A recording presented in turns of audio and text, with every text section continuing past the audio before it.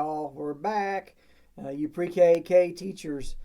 This week, I believe it is Tanya and Gus, and you guys are going to work together. That class has been kind of full and crazy, and I get that, and we're trying to work that as best we can, and put some of them in the nursery when we can do those and work through that. And so, hey, you've got a little bit of an activity this week. You've got the spot the difference, which we talked about already.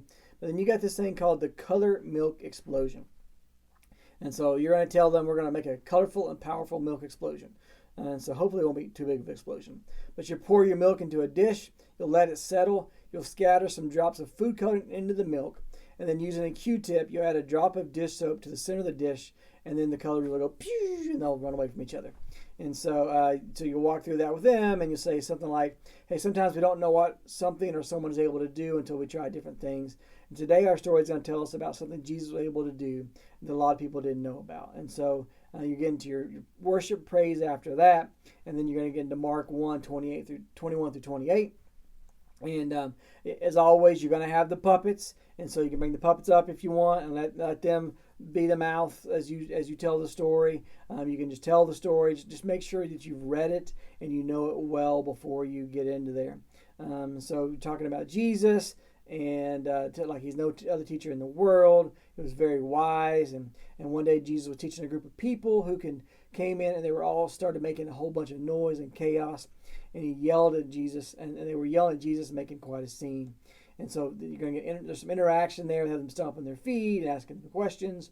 So please go through your story beforehand. Make sure you know it, read the story, and help get them interaction. Ask questions, bring them in. Whatever you can do to bring them into the story, please do that. Use them. Use the kids to help tell the story. You have your big idea of a cool pastor, then you've got your teaching video, and then you're going to have a snack, and you're going to do this direct messaging story. And so again, you could tell them that there's a time when if you want to send a message, you have to write a letter.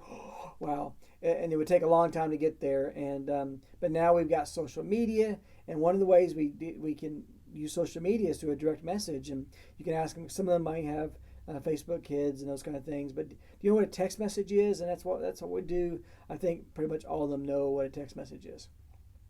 And so you're going to ask them what would it. So and they're going to have it in their book, but I'll have a copy for you too. It's this DM messaging that looks kind of like a phone. It's got these bubbles in it. And so here's what you could do. You say, okay, if you had a message with a friend and you saw this miracle from Jesus, what would you say to them? And so pick one of them and say, what would you say if you saw Jesus doing whatever the miracle is? And they would say that. And then you would come back and ask them, well, what would you tell that friend? And then go to another person and say, what would you say? And you fill that in for them. And just kind of make a story of what it would look like and what they would say. And so just asking them as best you can. And you're going to pray for them, every one of them by name, as much as you possibly can. And then there's a powerful poll. And you're going to ask them if they know what a poll is.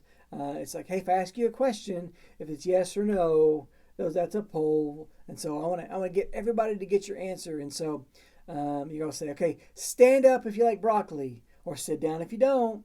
Hop around if you prefer pizza, or twirl around if you prefer spaghetti. And so get them up, get them active. And then say, okay, here we've got our own poll. And you're going to, again, walk through a group of questions and ask these questions. And I will...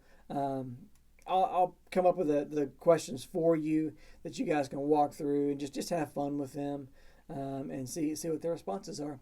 Then you got your memory verse, and you're going to walk through that with them. It's called predictive text. And so in these predictive texts, you're going to ask them, okay, so we got our phone, and what would the text say next if we were typing this into our phone? And it says Jesus.